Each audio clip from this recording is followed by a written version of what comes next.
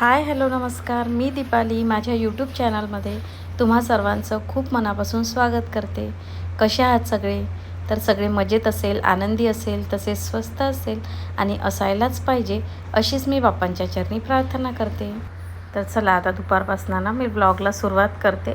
तर सकाळचे तर सगळे कामं माझे आवरलेले आहेत, मात्र आता त्यानंतर ना जरा यांनी कच्चे आंबे आणले होते, कैऱ्या जे असतात ना ते आणले होते मार्केटमधनं। तर काही त्यामधनं कैऱ्या ना जरा नरम होत्या आणि काही छान कडक होत्या। तर जे थोड्या कडक अशा कैऱ्या होत्या ना त्या मी बाजूला काढून घेतल्या, कारण ज्या नरम असतात ना त्या व्यवस्थित मग चिरल्या पण जात नाही, म्हणून त्याला मी बाजूला काढून ठेवलं। त्याचं पन्हा वगैरे काहीतरी बनवून घेणार। आणि आज मला या आंब्याचा बनवायचा होता, कैरीचा बनवायचा होता, मेथी आंबा।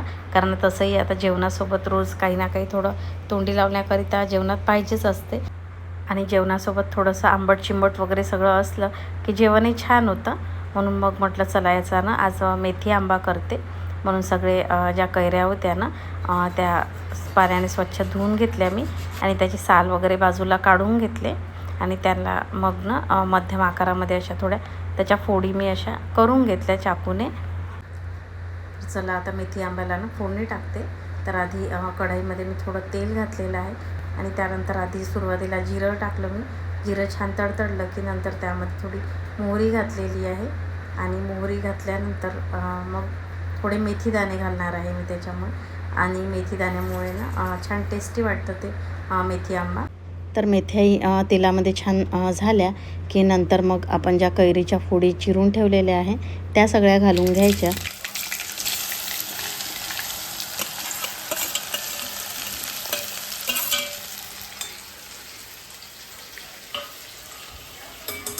तर कैरीच्या फोडी घातल्यानंतर सुरुवातीला त्याच्यामध्ये ना आपल्याला आवश्यक असेल तेवढं मीठ घालून घ्यायचं। त्यानंतर मग चवीनुसार आपल्याला तिखट जसं पाहिजे आहे त्यानुसार टाकायचं। मी 2 चमचे तिखट घातलेलं आहे। नंतर थोडी हळद पावडर घालायची। त्यानंतर साखर घातलेली आहे मी। तर साखर आंबा म्हणजे कैरी किती आंबट आहे त्यानुसार टाकायची आहे।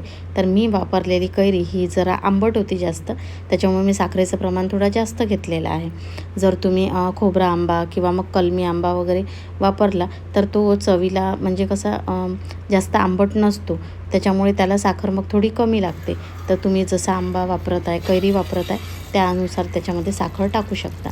तर त्याला सगळं व्यवस्थित मिक्स करून ना झाकण ठेवून थोडा वेळ मी होऊ दिलं होतं।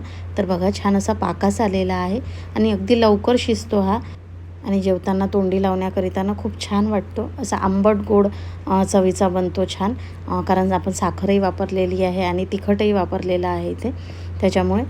आणि आपल्या आवडीनुसार ना आपण इथे साखरेऐवजी गुळाचा वापर देखील करू शकतो। आणि आता हा मेथी आंबा थोडा वेळ मी गार होऊ देणार। त्यानंतर एका बॉटलमध्ये वगैरे भरून ठेवणार। त्यानंतर तो फ्रीजमध्ये ठेवणार। फ्रीजमध्ये छान 15 दिवस टिकतो, त्याला काहीच होत नाही। मात्र सध्या आता बाहेरचं जे वातावरण आहे जरा गरम होतं आहे, त्याच्यामुळे बाहेर जर ठेवलं तर थोडं खराब होण्याची शक्यता आहे, त्यामुळे फ्रीजमध्येच ठेवायचा।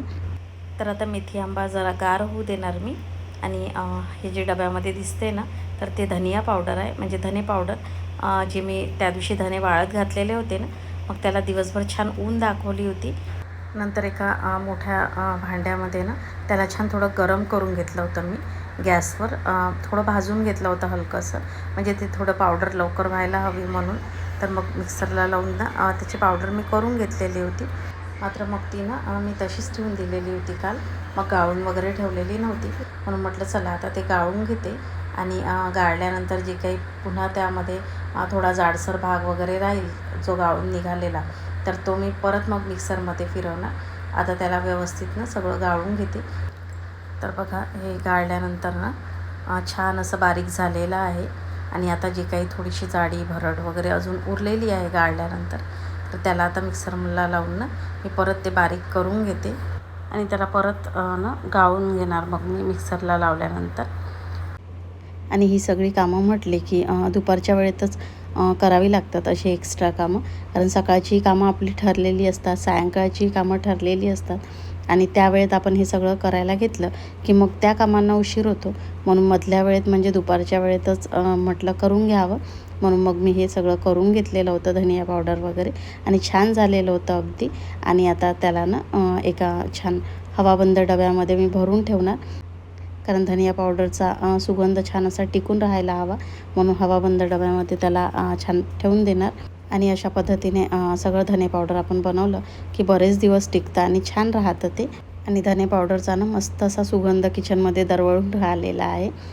तर चला आता धने पावडर सगळं डब्यामध्ये ना भरून ठेवलं मी. आणि त्यानंतर मग आता जरा आता सायंकाळच झालेली आहे, 5 वाजलेले आहेत आता. तर पोर्च बघू शकता तुम्हाला सगळा रिकामा दिसतोय, कारण इथे एकही झाड ठेवलेलं नाही आहे. फक्त तुळस तेवढी दिसते, तर ती आता गावावरनं आल्यानंतरच मी इथे समोर आणलेली होती. कारण ज्यावेळी मी गावाला गेली होती त्यावेळी इथली पोर्चमधली सगळी झाडं मी मागे ठेवलेले होते. म्हणजे मी नसताना म्हणजे त्या झाडांना वगैरे पाणी द्यायसाठी एकाच ठिकाणी मग सगळी झाडं ती बरी राहतात. कारण मी गेल्यानंतर काही दिवस हे आणि सक्षम घरी होता आणि मग एकाच ठिकाणी ते सगळ्या झाडांना ना पाणी वगैरे द्यायला बरं राहतं. कारण काही झाडं समोर काही मागे असली की मग एखाद्या झाडाला पाणी वगैरे द्यायचं राहून जातं आणि मग ते ना वाळल्यासारखे वगैरे पण होऊन जातात.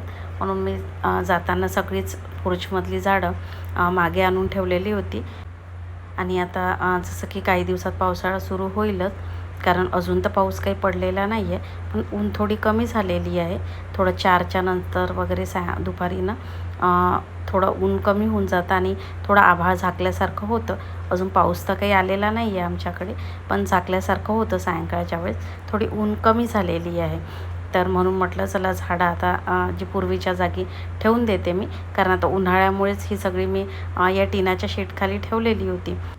मात्र आता ऊन जरा कमी झालेली आहे, म्हणून मग सगळी झाडं ना मी इकडे घेऊन आलेली होती की जर पाऊस वगैरे आला तर छान पावसाचं पाणी झाडाला मिळेल आणि पावसाच्या पाण्याने झाडं अजून छान होतात.